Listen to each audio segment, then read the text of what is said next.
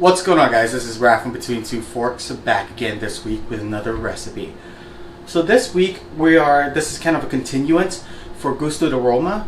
Gusto d'Aroma is one of the food boxes that we unboxed before, and if you haven't seen that unboxing, I will link it down below so you guys can check it out. So Gusto d'Aroma is an Italian food box, and Matthew was generous enough to send one of their boxes over. When we contacted Matthew, he asked whether or not we can do recipes with the box or with the ingredients that came in the box, and we here at Between Two Forks can definitely do recipes. So today, that's exactly what we're going to do. We're going to do a very easy, simple pasta recipe with the ingredients that we got from the box mixed in with some ingredients that we got, and it's super delicious. It's spicy, it's fresh, it's great for summertime, great for a weekday meal because it's so easy to make. And before we get started, if you guys like what you see, hit that like button, hit that subscribe button. It'll mean the world to me. And let's get cooking. Alright guys, so before we get started, I know, we've paused already, talked about the ingredients. So before we boil the pasta, don't ever forget to salt your pasta water. So one trick that I like to share with you guys that I like to do, I don't know if anyone else does this, I'm sure someone else do this as well. I like to add chicken stock into the pot of pasta water, but instead of wasting chicken stock, I actually use chicken stock powder. So on top of the salt, I add about a tablespoon or so of chicken powder to my pasta water, and it adds a very nice, light, mellow flavor to the pasta, and it just helps brown off the dish. It keeps the pasta from being super bland if no sauce sticks to it, and it's really nice. So I wanted to share the one trick that I do. I don't know if anyone else do it, like I said, but I just want to share that trick with you. Now we can get started on the recipe.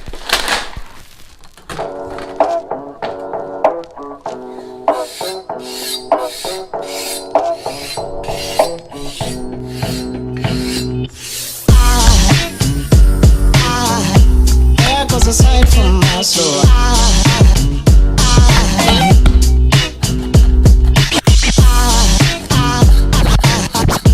there goes a sight, there goes a sight.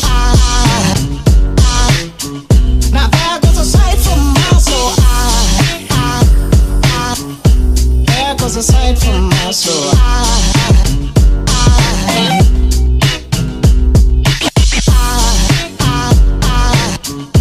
There goes a sight, there goes a sight. There goes a sight from my soul. I think a fall angel just walked by.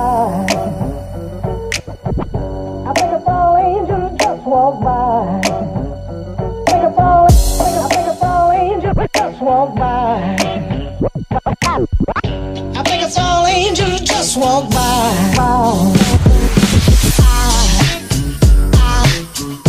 There goes a sight from my soul.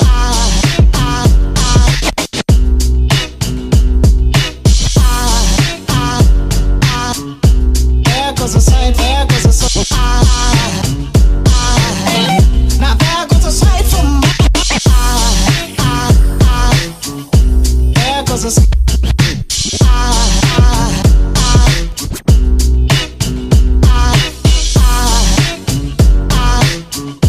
There goes a sight, there goes a sight. Now there goes a sight from my soul. Okay guys, so before we dive straight into prepping, I really want to talk a little bit about our ingredients, because as you know, our ingredients are what make up the dish.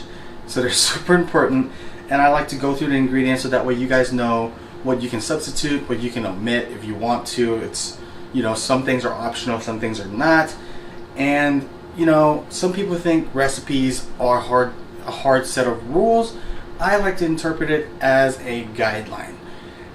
Unless it's for baking. Baking, I pretty much follow it to the T, and then I kind of tweak it on my own after a few tries.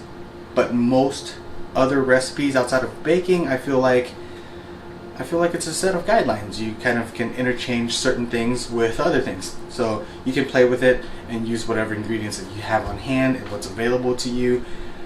So first ingredient that we have today are cherry tomatoes. So I have these multicolored, quote unquote, gourmet blend tomatoes that I'm going to be blistering today.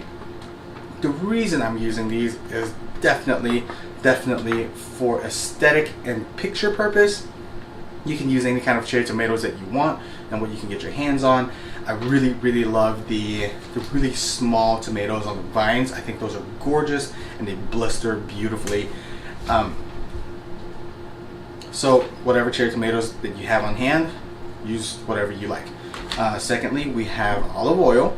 As you guys know, I usually use Calandrinos because I love their product. It's a superior olive oil, and also Tony is a friend of mine, so I will always support my friends. This bottle of This bottle of olive oil is from the Gusted Aroma box, so that's why we're using this one today. So I am excited to try this to see how it compares to the Calandrinos. Next, also from the Gusted Aroma box, is this Arrabiata Spice Blend. So the Arrabiata Spice Blend is a spice blend from Calabria. This one has basil, parsley, dehydrated garlic pieces, and hot pepper flakes in it. So it adds a little bit of heat to the dish itself. Next, we have salami. So the salami that we're going to be using today is this Piccante smoked spicy salami. So it adds a layer of smokiness to it. As you know, the fat and the way dry cured meats are, it adds a very nice umami to the dish. So I love using salamis, chorizos, dried cured meats to add an extra layer of flavor, and it's a punchy flavor, so I really like that. And next in the basket we have here is Calabrian peppers. So if you guys are not familiar with Calabrian peppers, these are peppers from none other than Calabria. So Iron Chef Bobby Flay, I think, is the person that a lot of people say made Calabrian peppers famous, or kind of put it on the map for a lot of home chefs and home cooks. And I agree. I love the peppers. They have a smoky flavor to it. It's not super spicy. It adds just a nice layer of heat to any dish that you have. And it's not one of those peppers that they're so spicy that it just takes over everything. This adds a very nice pepper flavor to it. So Calabrian peppers are optional. I had a hard time finding this around me, and I live in a pretty metro area.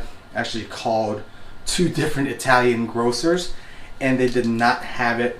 I even called Williams Sonoma because I know they carried it, and they pretty much told me we're out because as soon as they hit the floor, they're gone.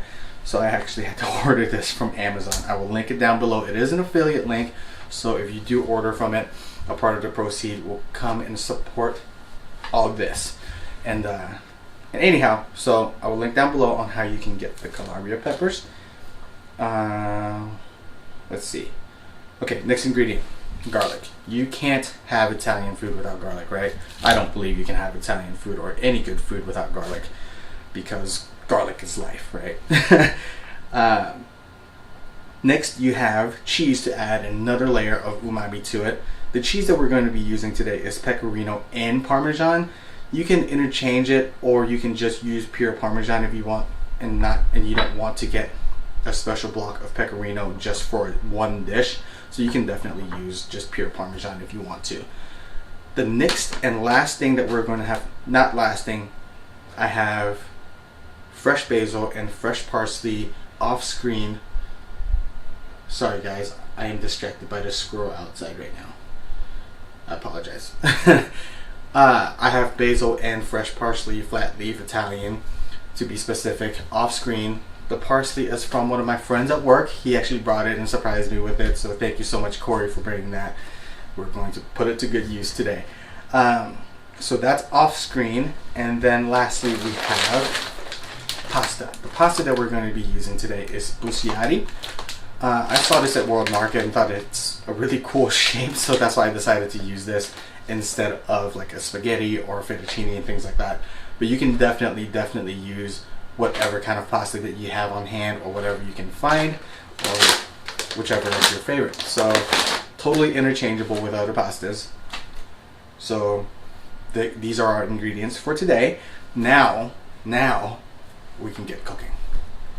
Alright guys, so this is our arrabbiata pasta with blistered tomatoes and salami. And now we're going to do a taste test to see if Devin approves. I'm picky.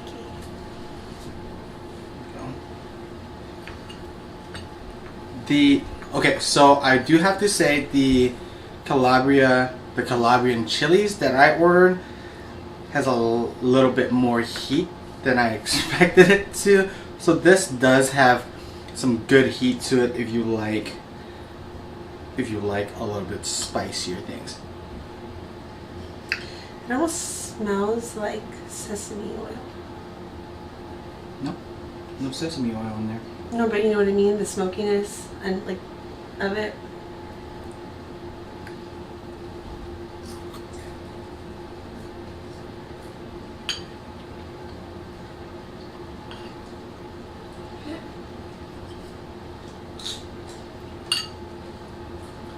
Ooh.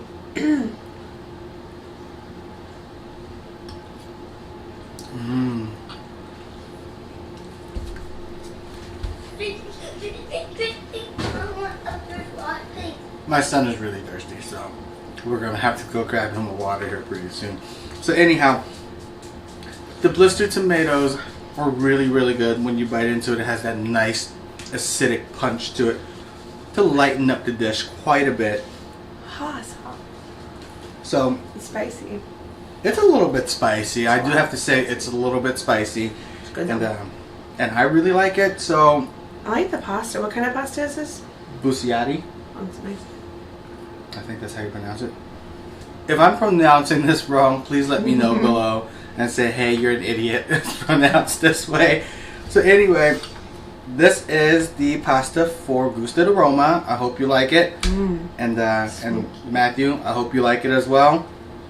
And if you guys like what you see, again, please hit that like button, hit that subscribe button. It would mean the world to us. And we'll see you guys next time. Bye.